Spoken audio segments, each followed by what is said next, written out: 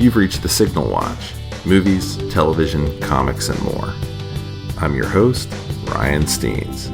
Join me and our cadre of co-contributors as we examine cultural artifacts of the 20th century, boldly explore the 21st, and try to put it all in perspective. Stay tuned. We're gonna try to make this work.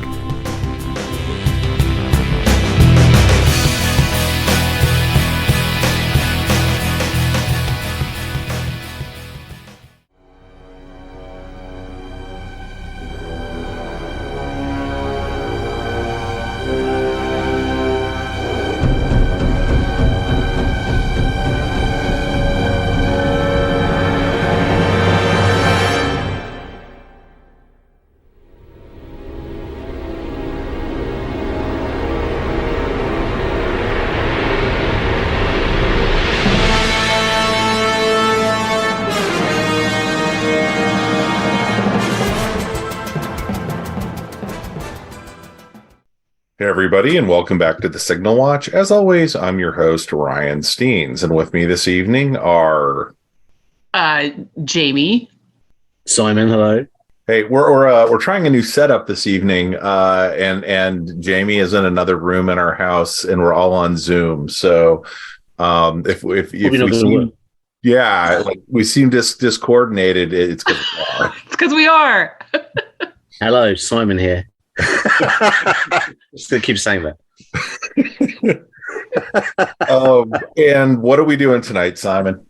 We're doing, apart from technical difficulties, we're doing Deep Rising from 1998, directed by Stephen Sumner and starring the great Treat Williams, Famke Janssen, Anthony Heard, and Kevin J. O'Connor, amongst many others. And you had pitched this as part of a series of basically like angry animals in the water, I believe. Yeah. This is kind of a made-up animal, I think, but yeah, it is. It is. I really hope so. I am.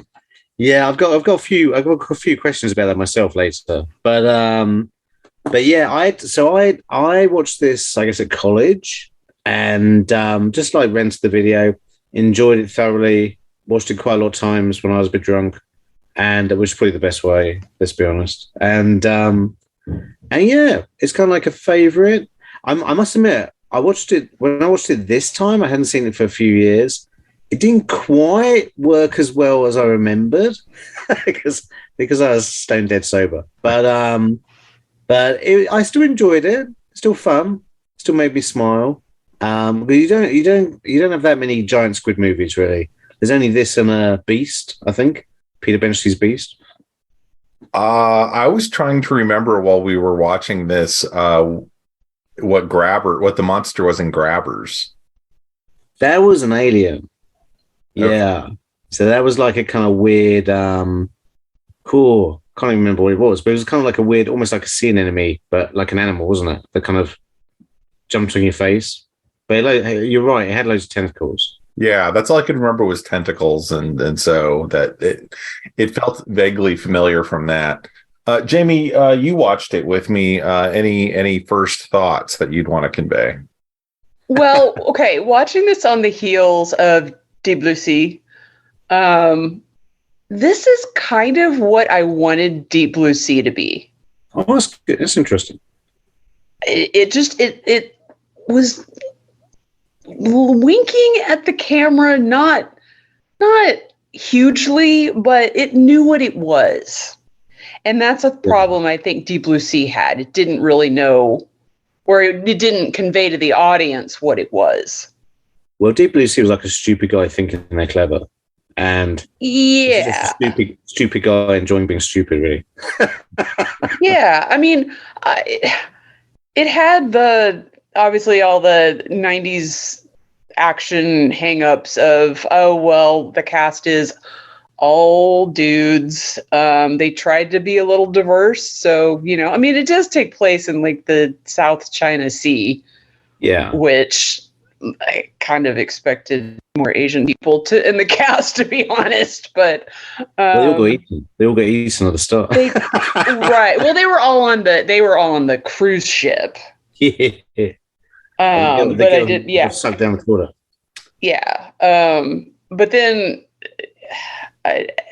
there were, I think, 2 women in the movie that had speaking roles, at least, not including the woman whose shining moment was getting sucked down a toilet. But I think Famke Janssen came out of it okay, but I felt like she was really good. Yeah, like it was honestly kind of startling to me because Treat Williams shows up, and I was like, Treat Williams.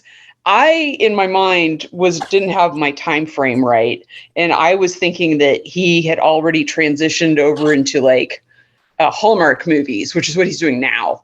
Okay. I didn't realize he was still like in big budget movies. So seeing him next to Famke Janssen, who was getting ready to do her shoot to stardom briefly with X-Men, and I say briefly, but I just looked her up. She's still working, so good on her. Oh yeah, but she's really good. I mean, they didn't write her too damselly, a little bit, but she does so much with this. Just like her little facial expressions, like she's trying to get out of. She's like a thief, and so they catch her and they lock her in the whatever food pantry or whatever, and it's got like a locking system. So she's kind of just like trying to get it disarmed, and okay, guess I'm gonna do this, and probably. But she does that the whole movie, and that makes her really interesting to me and really interesting to watch. So I absolutely loved her character, and I loved what she did with it. Yeah, I felt like she was good, but I felt like Kevin J. O'Connor's girlfriend got a bit shortchanged. She absolutely did. Yeah, I mean, killed off very quickly off screen, basically. She did, and I have to say, because what? Okay, now I can't remember the character's name. Who's Joey? Is it Joey? Joey, yeah. Oh. That guy was so annoying. I know he was trying to be 90s 20, but he just anytime he showed up screen, I was like, oh God, this guy, someone eat him. But she was way too good for him. I was honestly shocked they were dating. It's like, you've got to be kidding me. It's a nerd fantasy, isn't it? Basically. It's That hardly ever happens in real life. It's like Wayne's World again, Right. But Ryan, what did you think? I would largely agree. I was about to say, is Ryan still there? I would say that's the most Jamie's ever talked in a podcast straight through ever. So I was just going to see how far she was going to go. So yeah, I mean, I would largely agree with Jamie. I think that when I said during the Deep Blue Sea podcast that I didn't know if they were kidding or not, when the movie felt, 1 degree different in some ways. This movie tongue in cheek, isn't it? It's very tongue in cheek. Yeah, it made it fun. It didn't make me think, did people not know what they're doing? Which was the thing that was happening with Deep Blue Sea then and when I rewatched it. This movie I would have really enjoyed had I seen it in the theater, I think. I don't frankly remember. I remember it vaguely coming out, but I wouldn't have known who Famke Janssen was. Anthony Hill would not have been a draw for me. I don't think I knew Wes Studi was in it, and that would have been about the only people in the movie I would have recognized. So I'm not shocked. No Jason Fleming from Lock, Stock. Got Jason Fleming from Lock, Stock and Two Smoking Barrels there going, "Here, mate, I'm English." Yeah, you wanker tentacle, I'll have you.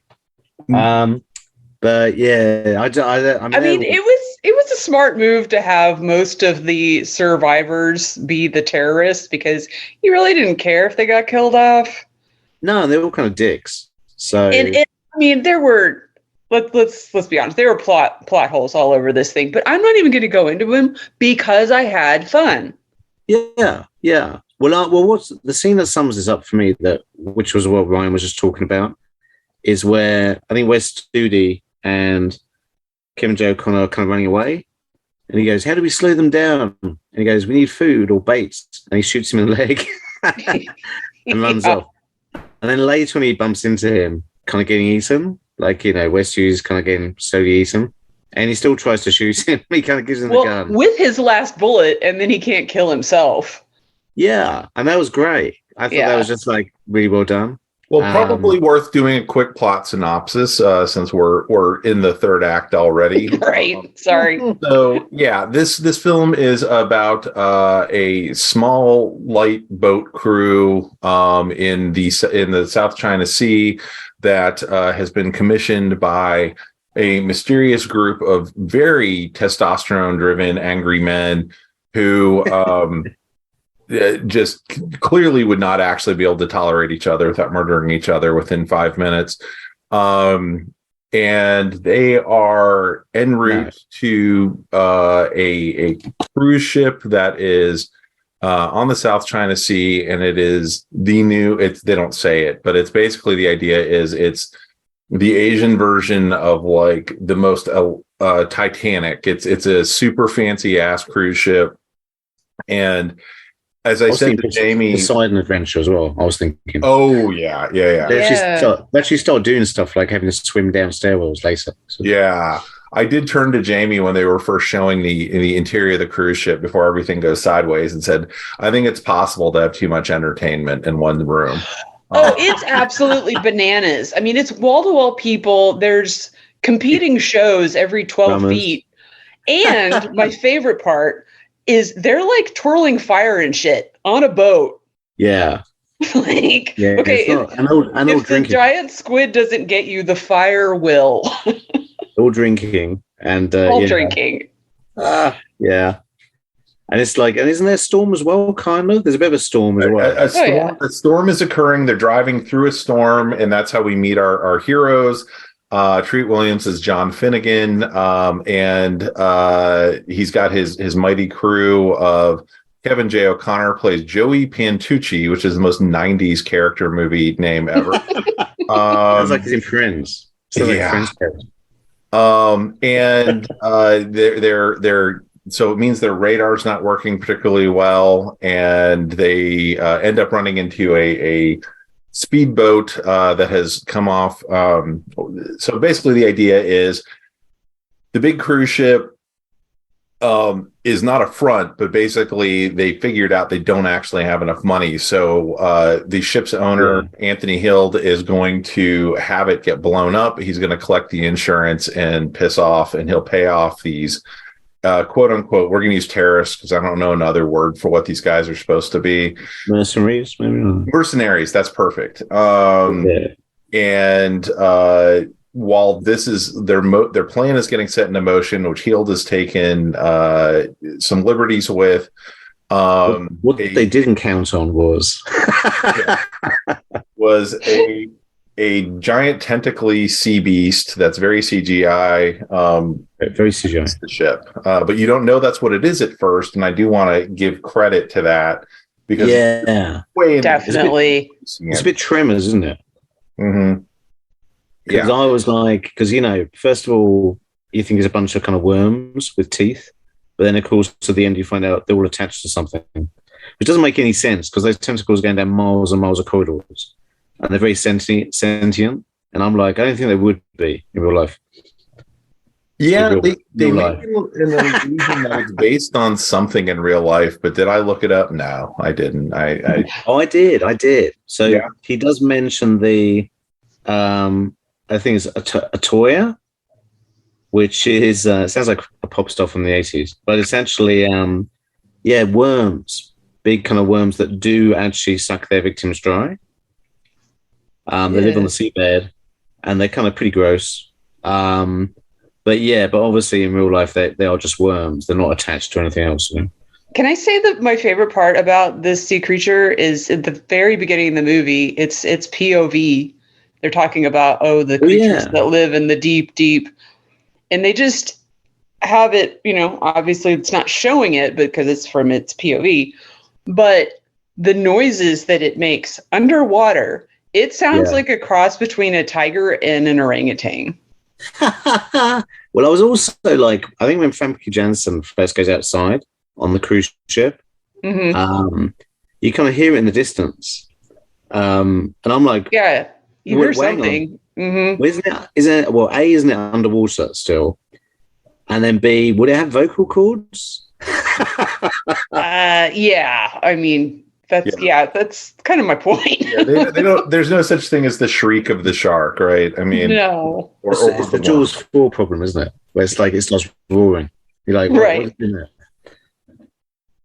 So yeah, it's like I mean, I mean, I have some issues with the creature, but I think it's kind of well done, mainly. I liked it. Other than that, and I honestly thought that the was kind of endearing because it's a made-up thing. So yeah. Although, at the end, I think it would have totally crushed Treat Williams straight away. It wouldn't just lifting him up. Oh, absolutely. Yeah. Yeah. I'm going to go back to something Jamie said a little bit earlier. It doesn't feel to me like this movie. She said, well, I'm going to gloss over the plot holes. And that's one of the things that's kind of remarkable to me about this movie. Yeah. Is I think this movie is a really interesting turning point. I mean, it came out in what? 98. 98. So you're a couple years, you're a year before Deep Blue Sea, but you are kind of at this point where now you have this is like Stephen Sommers' like first directorial effort or something. Yeah. And you're getting to the point now where you have people who are actually a little concerned about things like plot holes who are coming into these movies. So he wrote it and directed it. And I think part of the enjoyment of it is that you're not constantly going, wait, that doesn't make any sense. Wait, that doesn't make any sense. Like it has an internal logic, goofy as it is, and it sticks to it. And you're not wondering like, wait, where did they get the key to the Sea-Doo? Or like, how did that work? Like there, even when something's kind of wrong, you can kind of in your head give it a reason that it would work. Yeah. And that to me is a real hallmark of like the last 15 years of schlock filmmaking is, I mean, say what you will about Marvel movies, but I mean, and I don't really care about the how it should have ended, things that everybody loves. For the most part, Marvel movies are absolutely airtight in giving you reasons that things are happening. You might not like them. You might think of a more efficient way to tell the story or whatever. But I think that Sommers does a really good job here of like, hey, this is a simple premise. We're here to have fun. So let's make sure that, we're not giving the audience reasons to turn on. You're not hung up on other things. Yeah. Yeah.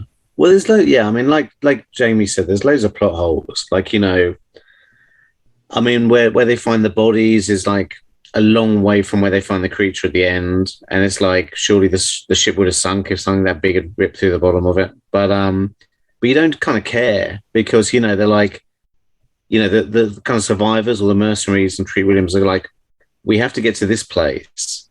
How do we get to that place? And then and then they have obstacles to get over on the way, and that's all you need to know, really. Yeah. And by the way, Sommers, I said, when we were watching the movie, somebody very wisely took a bunch of cruises and wrote them off as a tax credit. Right. Research. Yeah, research. But yeah, it's that's exactly it. It's a simple movie. It doesn't do anything that makes you just kind of die inside while you're watching it. When people have guns, they use them fairly wisely.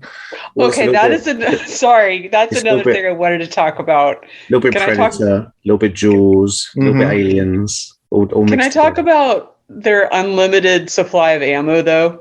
Oh yeah, I've got that written down actually. I've got where's the bullets go? It's hilarious to me, though. I mean, it's funny.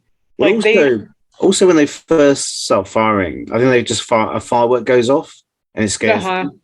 And they just go, and they go, that was cool. And I'm like, you're using all your ammo. What are you doing? So it's supposed to be soldiers. But they never run out. No, they never reload either, I think. No. But that's okay. It's magic guns. I'm kind of okay with the magic guns. I mean, I did have the passing thought of, wow, that thing has like 4 barrels. It would be going through bullets really quickly. And then I said, you know what, Ryan, shut up. This is that movie. Stop worrying about that. Yeah. Well, it's the same as when they're in the elevator and it kind of plummets down God knows how many floors and they just get out. Yeah. Yeah, that I said dead, you're all dead. But that's fine.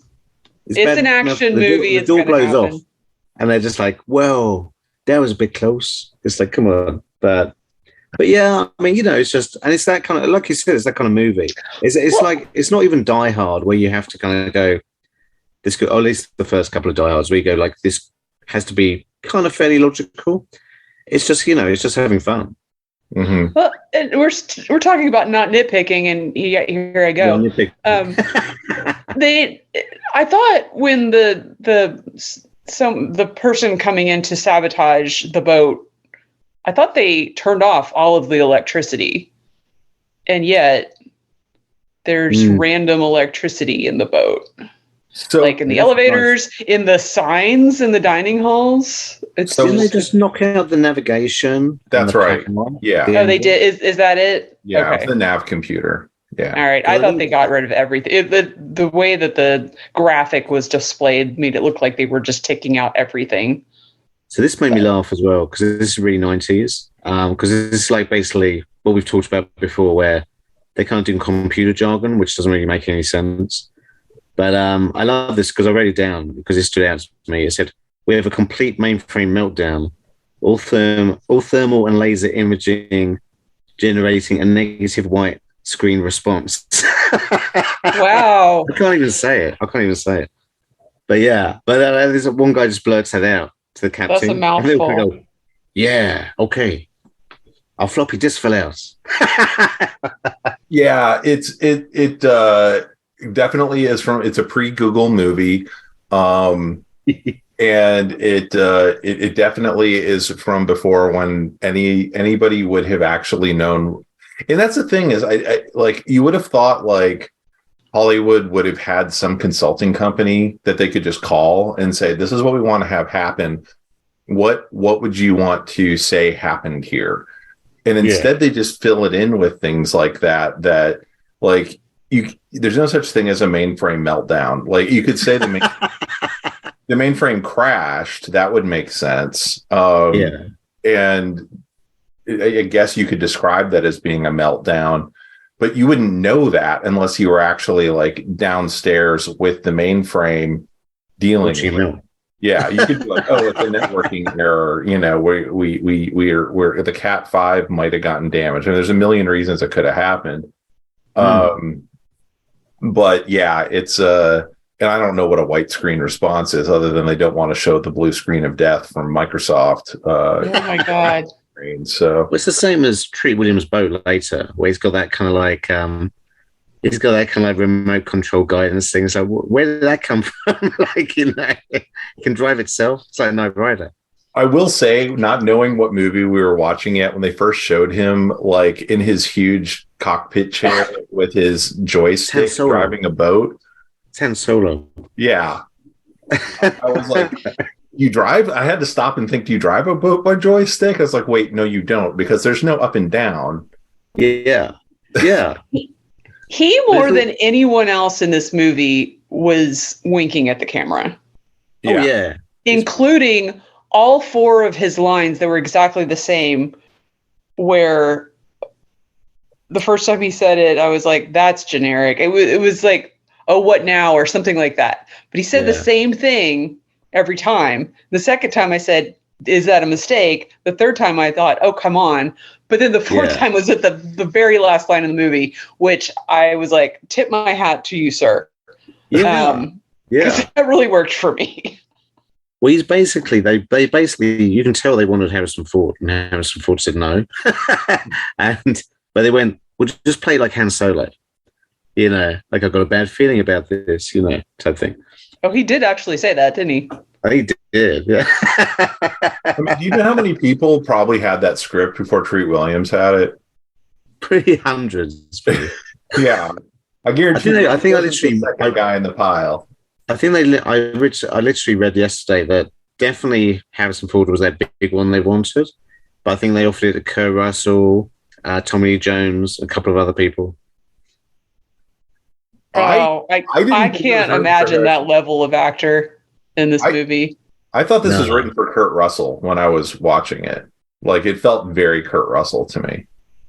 Well, it's almost like a little bit like Jack Burton, isn't it? Yeah. Not quite as stupid, but definitely kind of around that area.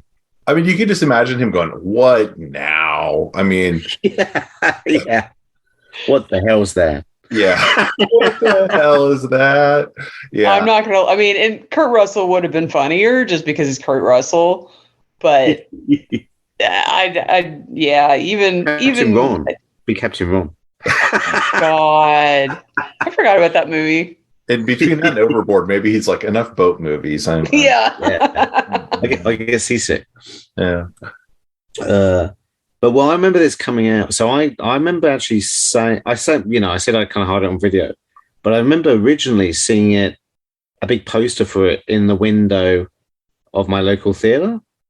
And it's funny because I remember seeing this poster, and then another time Species 2, the poster for that, another time the poster for Soldier, which we keep talking about doing, but we haven't got around to. And none of them ended up in the theater.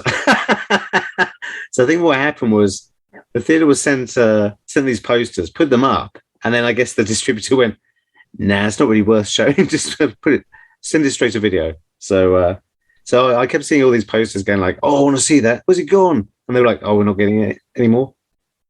So this never got a theatrical release? Is that what happened? I think it did here.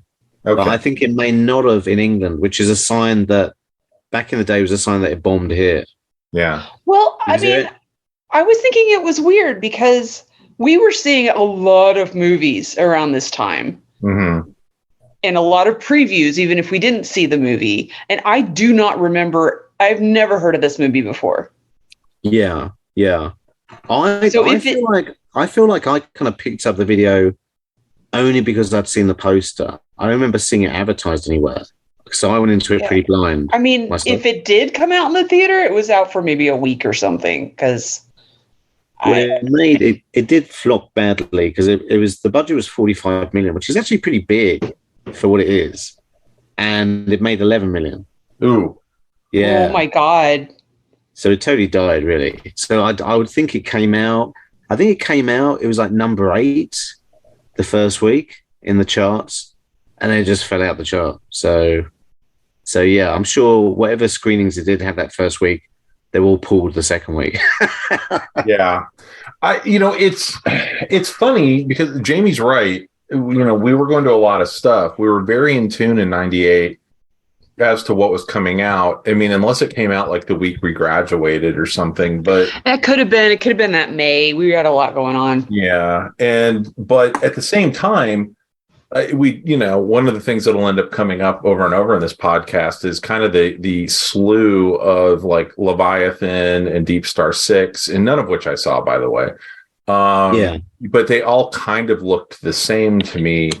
And I'm like, oh, it's another like sea monster thing. And I just, if your big star again is Treat Williams, probably had this come out post X-Men, I would have been like, oh, Famke Janssen, sign me up. But although she had done Goldeneye, and I think that actually went against her because they were like, actually, you're a bit too well known.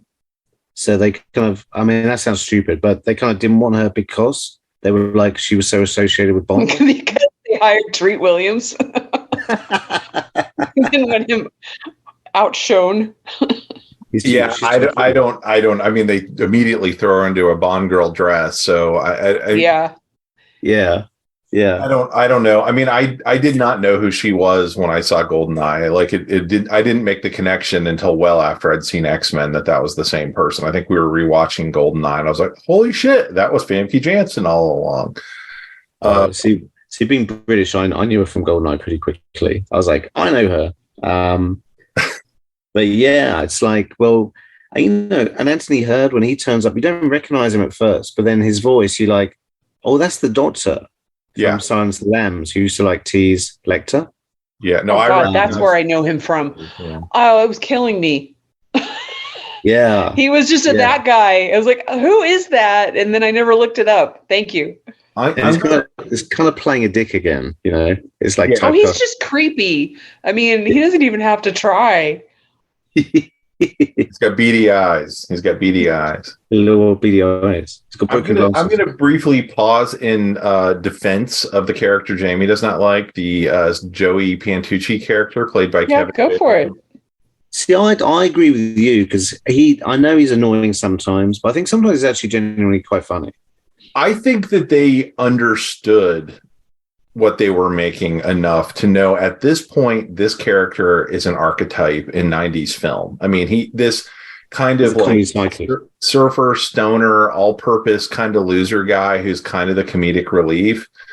Yeah. And he is abused through this whole film. Just, he gets shot. Everyone tells him to shut up all the time.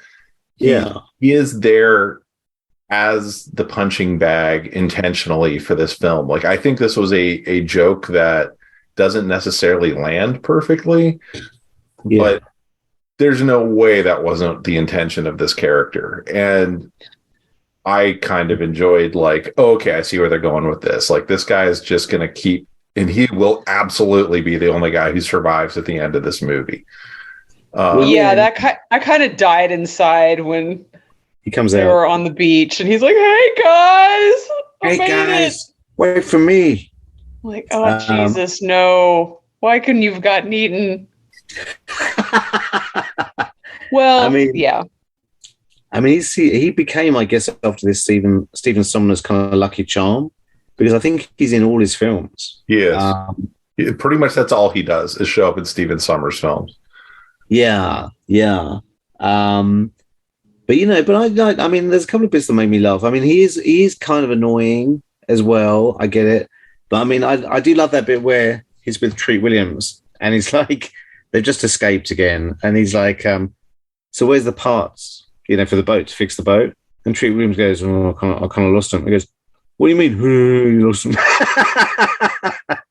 And he's like, and that made me laugh. Where he's like, you know, Treat Williams kind of mumbles because he doesn't want to tell him, and then he kind of like mimics him.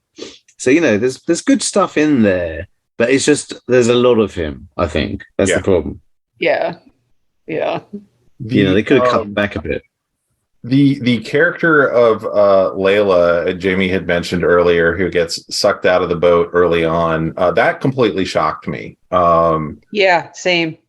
She was the girl from the Truman Show who was one of the ones in the control room with Ed Harris. That's the only other thing I remember her from.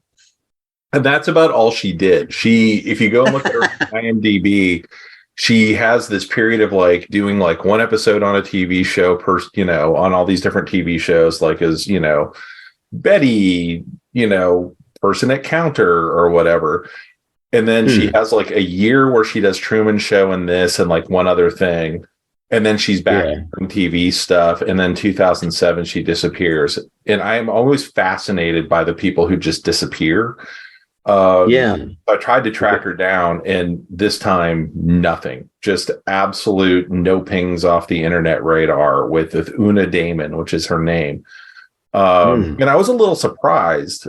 She's not a bad actor. She's delivering lines as well or better than any of the grunts in the back of the boat.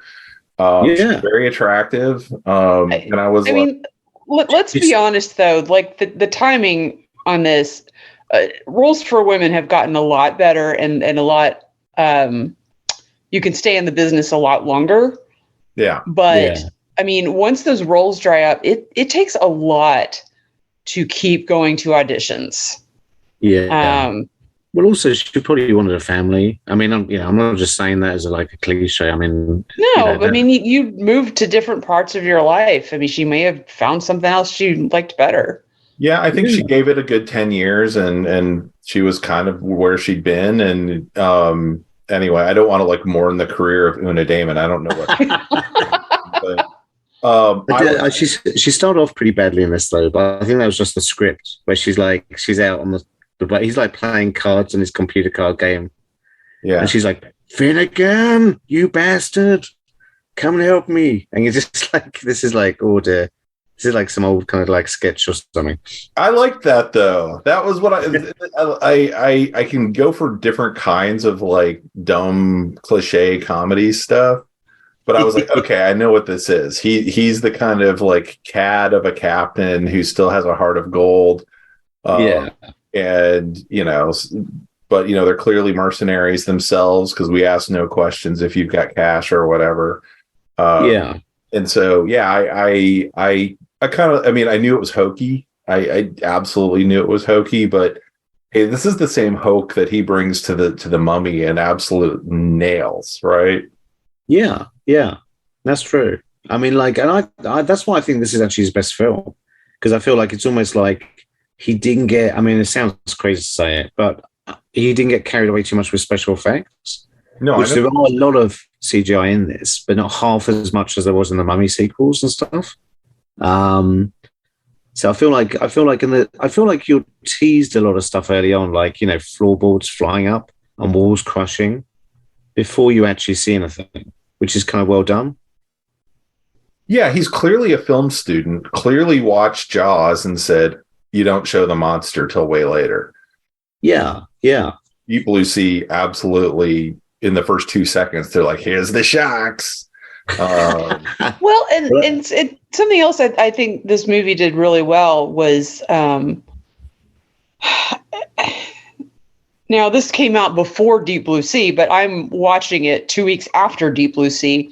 So when they're coming on the boat and going, what the hell happened here? Everyone is dead. Like my mind immediately went to, okay, did some sharks come up into the boat and eat everyone, but there's no water? Like my mind just could not put together a reasonable way for everyone on the boat to be dead, that dead. Like I couldn't come up with a monster that could do that. But when you see it, you're like, all right. Yeah. And I love that bit, which they kind of do in Anaconda as well. So that was a small trait around this time where it spits out the half-digested guy. Yeah, that's really good. That's probably like the freakiest scene, actually. I was going to say, I wanted to make sure I talked about it. I really liked the way, and this sounds awful now that I'm saying it out loud. I really liked the way they showed the corpses in this film. It was gross. About myself now. It was gross, but it was effective. I'd not really seen that before. Like there's like the kind of like folded over, like, but looking up corpse in the hall. And so they're kind of like, what the hell would have done this? And then when they spit the guy out. And then when you get to, and I told Jamie I was going to save it for the podcast, so here we go. They walk into the room where all the bodies are, and it looks like after you've eaten too many buffalo wings and all the bones. That's good. Oh my God, yuck. And that's what I was like, no, you were saying they wouldn't, it's not, I was like, no, that's where it went. It was using all the tentacles and pulling all the bodies back and chewing them up and like buffalo wings, throwing them. Yeah. Oh yeah. You have that guy who's like half eaten, and that is, man, that's a crazy effect. I mean, I know that CGI doesn't hold up quite as well, but it's still pretty good. It's kind of like, it kind of reminds me of the 80s Blob, Yeah. Where they were partially digested and screaming and like, melting. Yeah. So it tells you what nobody wants to have happen to them now. Like you understand the stakes because of what they've just seen. And so everyone's like, not me. And so you get it when Wes Studi's like, give me the damn gun back. I mean, it's also funny because I like how, and this reminded me of Deep Blue Sea as well, although it kind of works better here, I think, again, which is where they go like, they're herding us towards the back of the ship. Yes. But I think it kind of works better here, actually. Well, it makes logical sense because the thing has extended its tentacles all over the ship, and it's like, I got to get these things back towards my mouth. Yeah. Just logical. There is again an internal logic to this. The way that like, well, the sharks in Deep Blue Sea wouldn't know where they were to do that. Well, didn't they show a tentacle like opening a door? at one point? I Am don't I think imagining that? I think so. I could be wrong, but I don't remember one opening the door. Okay. They just seem to pop out the pipes and stuff. All right. There was Maybe I made that up. there was a point where they closed 2 doors, and that might be what you're thinking of, because that's when they Maybe. said hurting us. Yeah. Yeah. I mean, and that reminded me of Jurassic Park too. Yeah. That's very true. Yeah. Well, they had the kind of alien resurrection Poseidon adventure. We got to swim down this stairway. Yeah. But it's only 50 yards. Where's Shelley Winters? Shelley Winters has a heart attack. But it's like, yeah, no, and you know, one of them, that one of the end's not going to make it. The least important one's going to get eaten. So, I did not understand the architecture of the Sea-Doo scene at the very end when they're just like, "Oh, we got to get up to speed," and they're just zipping around the boat, keep getting like tentacles in their face, so they have to turn around, and eventually they make it back to where they needed to be. I don't know. Yeah. Again, I'm nitpicking, but that I was so turned around in that scene. Yeah, that doesn't really make any sense because they're like, it was a lot. Because also when they're being chased, the tentacles seem to be 50 miles an hour. It led to the best shot of the movie, which was them zipping out of the exploding boat on a little jet ski on their little Ski-Doo, an exploding cruise ship. That was amazing. That was some real Independence Day vibes right there. Oh yeah. Very kind of like, Die Hard-ish as well, Mm-hmm, mm-hmm. But no, it was fun. I really liked it, and I think it's done like you both said, it's done like from the heart with a sense of fun. And it's not trying to be anything more than it is. It's just saying, we want to entertain you. Yeah, I mean, I'm cool with a movie like Deep Blue Sea where they're like, oh, they shouldn't have played God or whatever. But, give me some acknowledgement that that this is a little ridiculous. And well, also the very end, I think sums that up in the fact that they're like, what the hell's that now? And there's like King Kong or something coming to get them. Yeah. I loved that. I will be honest. I did too. I don't care. I'm glad I don't think there ever was an intention to have a sequel. No. So that was a perfect ending. Yeah, they're in Monster Island. They're at whatever it is, Infant Island and Godzilla. Like, you should not be here. Well, the best part is that they've been seeing this island the whole time. And everyone's been trying to get over to this island. Yeah. Safety. And then roar.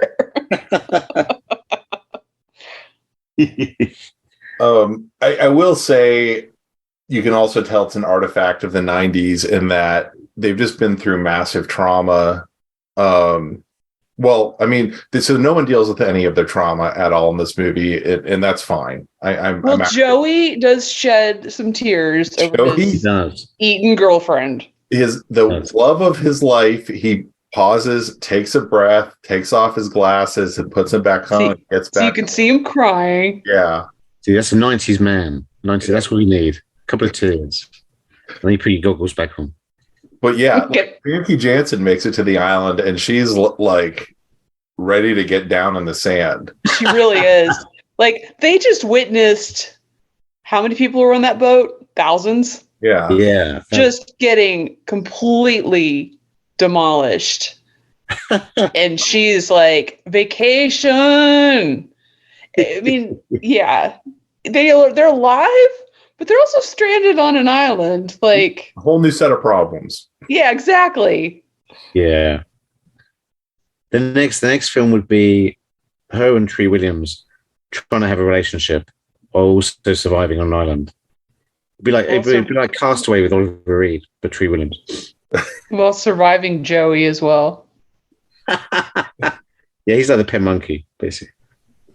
That's what they need now. They need a like, how long this movie came out? 25 years ago now. Yeah, they need a sequel now. of that they've been on the island for 25 years and other people wash up. I don't think Famke Janssen would be up for that. She's at a place in her career where she would not do that. Basically lost. They've already done it. But but also like what Jamie was saying at the start about it, the point of view, the POV underwater. I kind of liked how it was like a squid, with the water kind of rushing, taking the water and then rushing. But it kind of made me laugh, the fact that they went past like a submarine and a galleon and something else. And I'm like, this is the most populated stretch of water ever. There's like, they made a big deal in the beginning, like in the opening. I can't remember if it was text or voiceover, where they said this section of the sea. They made it sound like the Bermuda Triangle. Yeah, boats have been lost like for centuries here. A huge amount of boats and no investigation. yeah. I mean, it is what it is. So Rob Bottin did the effects though, which I think is why the effects are actually quite good. I've got like a DVD that has all these extras on it, and or Blu-ray rather. And it's interesting because it shows how they designed the monster, and it is a lot of very early CGI. And it's kind of cool. It's cool watching it. You kind of gives you more respect for it, really. Yeah, I think for when this came out, I don't know where this would have fallen. I think watching it at the time, I would have known, inherently, this is not a Spielberg film. This is, a mid-tier FX film. They have to also pay for all the practical effects. And one of the things, like when we talked about Deep Blue Sea, and like, well, there's not that much CGI, which was what they were selling it as. This made me too, like the sets they must have built, and then the sets to be collapsible and explodable, and all the other things they had to do, which meant they couldn't just be, wood painted gray. They had to actually like make things that so when they blew up would actually be a little convincing, or crush in, or all the other things they had to do. Yeah, there was a lot going on in this thing in practical effects. Oh yeah, and I think it's just the fact that in Deep Blue Sea you can have the shark there, you can have models and use those for quite a lot of stuff. Whereas in this, you literally can't have you can't really do a tentacle waving around, because otherwise you're kind of getting into Ed Wood territory. It's like Bella, move the tentacles around, So, but I love that scene where Jason Fleming's like kind of freaking out, and then they kind of like they tell him the story about, because he wants to stay in the room, doesn't he? The locked room or the kitchen, and they're like, we know it's gonna come in and open it. I've seen an octopus open a bottle before and crawl inside. And then he kind of like, and then it pops up and he shoots it. And he goes like, F someone there, you wanker, because I'm British. And then like, and then it comes back and kind of grabs him. I thought that was all well done, actually. Yeah, I mean, it has a lot of really good moments. I didn't know, and you knew he was going to get it in that scene. Yeah. But you didn't know how they were going to pull it off, because they made it sound like it was a locked room. He gets too cocky. He gets too cocky. Yeah, he does a Bill Paxton. Honestly, now that you say Bill Paxton, and it's not a 1-to-1 comparison, but I feel like the character of Joey was trying to do a little bit of Bill Paxton, but more in a nerdy way.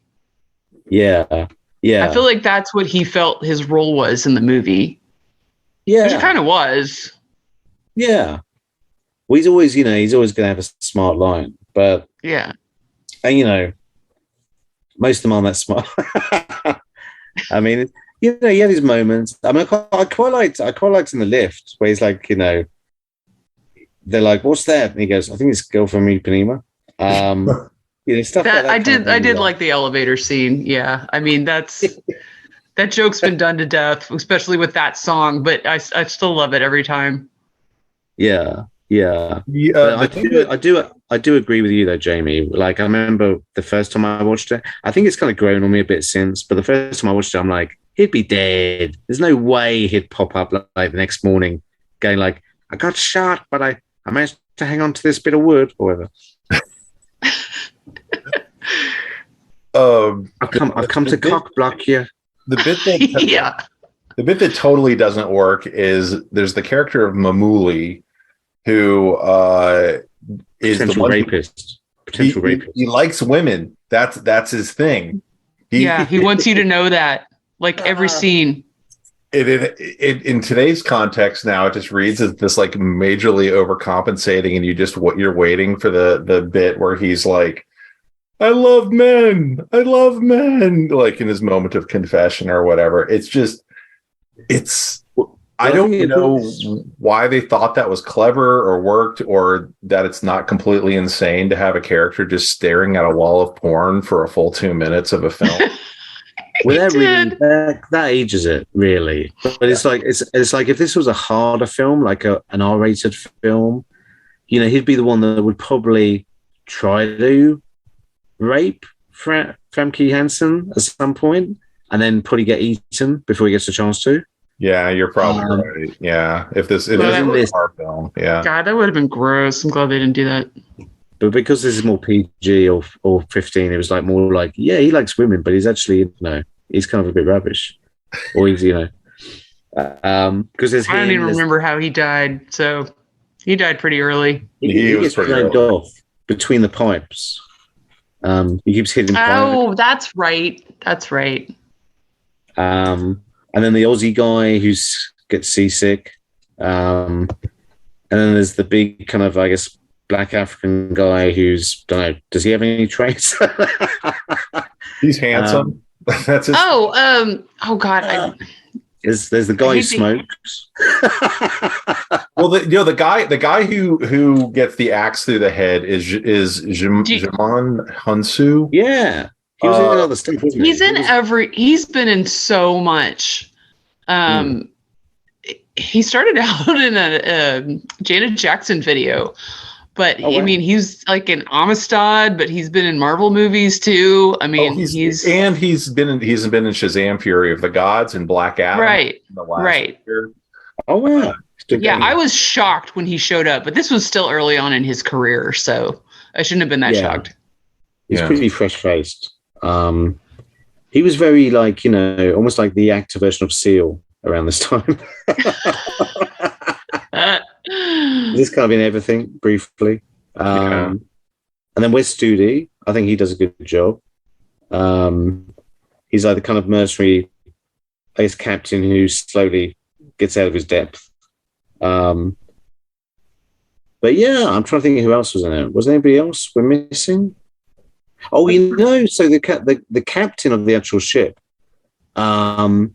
he was the South African baddie in Lethal Weapon 2, which I think he might be South African because he gets sucked through the staircase in this, doesn't he?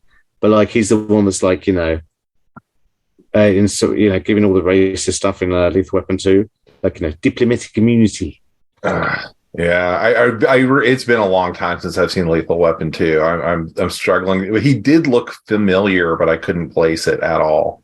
He's the one that goes, "I killed your wife because it was supposed to be you in the car." he's Irish. Is he? He does a good South African. So this is interesting. He's Irish, raised in London. So yeah. So who knows what his real accent is? Well, I like the fact that I think he was supposed to be British in this because he was like, when he finds out what Anthony Hurst done, he's like, "You bastard," Why would you sink your own ship? I don't understand. But yeah, no, it's a good cast. It's a good cast of like lots of kind of known faces who would go on to do a lot more stuff. Kind of doing, I'm not going to say great work, but solid work. They were doing exactly. It was appropriate. Yeah. And and it was like you said, good basic plot. We got to get from this place to that place. We got to avoid this thing. And then of course, climax where we find out what it really is. which is this huge squid type thing. Although that gets a bit silly, I think, or sillier, where it lifts up Treat Williams. But I like the fact that he shoots in the eye, because he probably would let him go or throw him at that point. Yeah, that's probably the best option. I mean, they're not going to kill Treat Williams at that point, so you kind of know how that's all going to play out. The only real unknown is when they're on the Sea-Doo in the hallway, how the physics of that work. But yeah. I mean, the main problem I have with this is the tentacles go way too fast, and I don't think they'd be able to stretch through all the ship, because I can get that if this thing's kind of sitting in the bottom of the bow somewhere, it can stretch them a certain way, maybe down a couple of corridors. But these things are popping out everywhere all the time. Well, I mean, I'll be honest. I think they probably just screwed up the scale of the monster's full reveal at the end. Yeah. Like, I think when it popped up, you would have bought it if all you would have seen was a giant eye coming out for him to shoot. Yeah. But that's not what they did. They showed this thing that was huge by our measure, but not long enough to be snaking through a cruise ship. Yeah. Multiple floors. But you were talking about earlier, the reveal of that, like being, I mentioned Tremors. Mm-hmm. So did you like how they did it, or did you think it was a bit of a disappointment? I couldn't figure out what I was looking at for, a huge chunk of the movie. And then which was great. I really enjoyed that. Because I went into the movie thinking it was going to be a bunch of like Little Mermen or something. I don't know why I thought that. I thought it was going to be like little like sea chupacabras running around eating people. Yeah, I thought it was going to be multiple monsters. So then I was confused, because then they were like, oh, they are trying to get us. And I was like, that's not they. Those are tentacles. That's all one thing. So I knew that was never a surprise. I didn't really get till later in the movie that was supposed to be a surprise. Well, interestingly, on the IMDb page, and let's, be honest, IMDb is never wrong.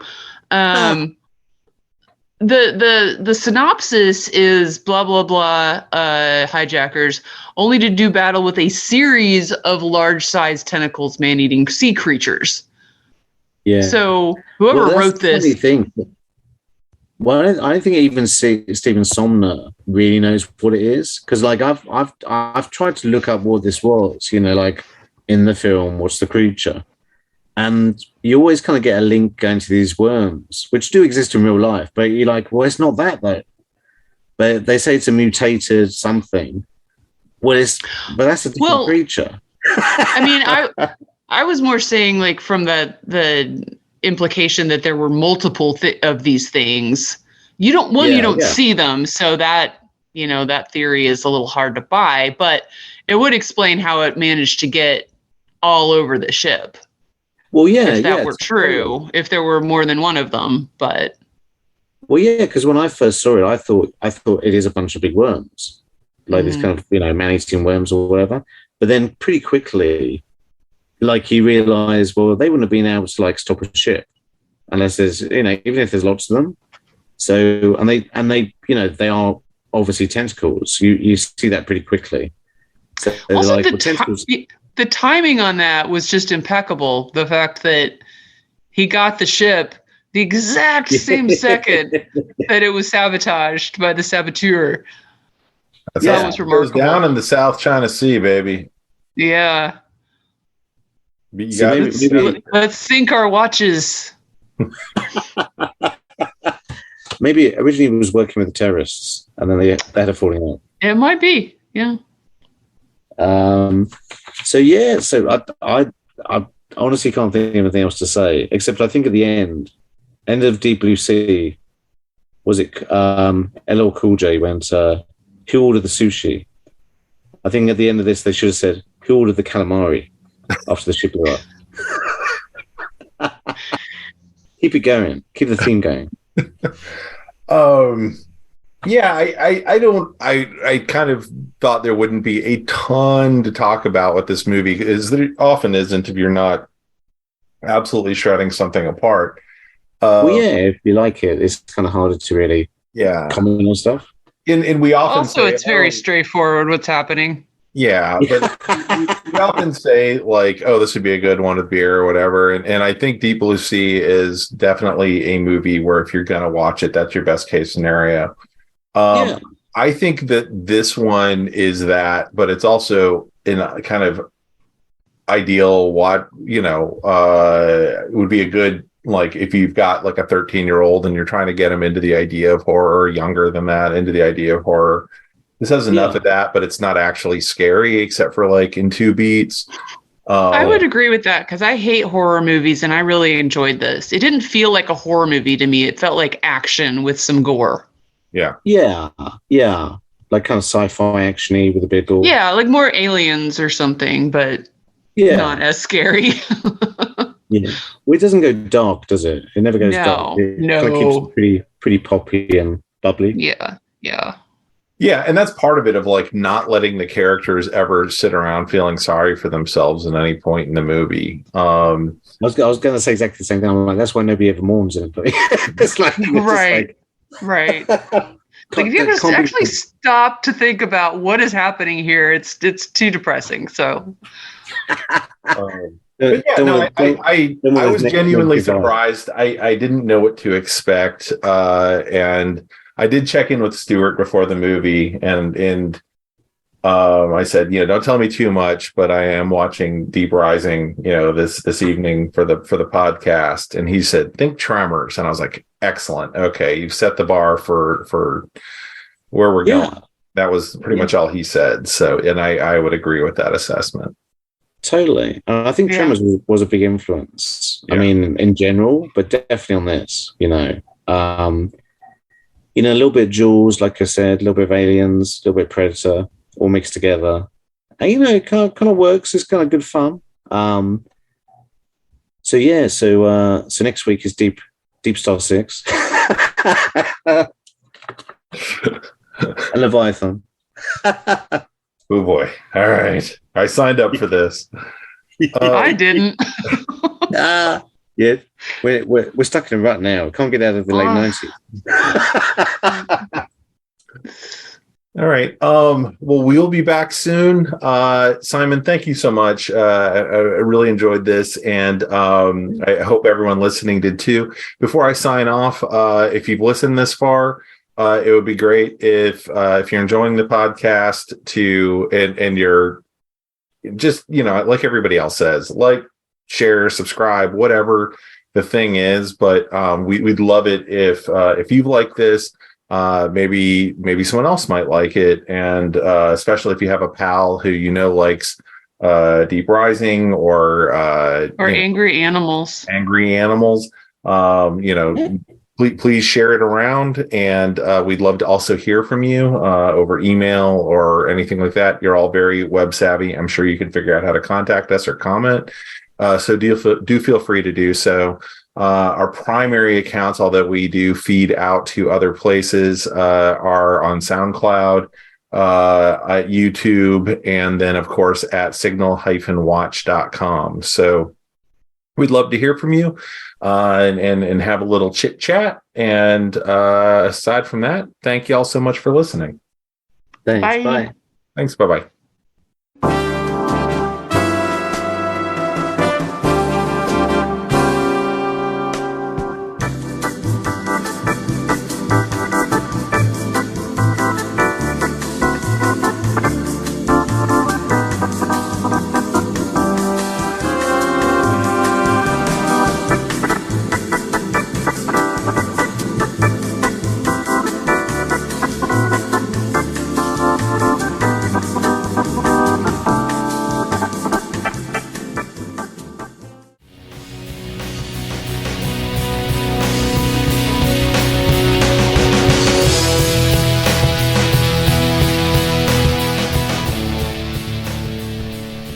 That about wraps it up for this edition of The Signal Watch, a production of the League of Melbotus.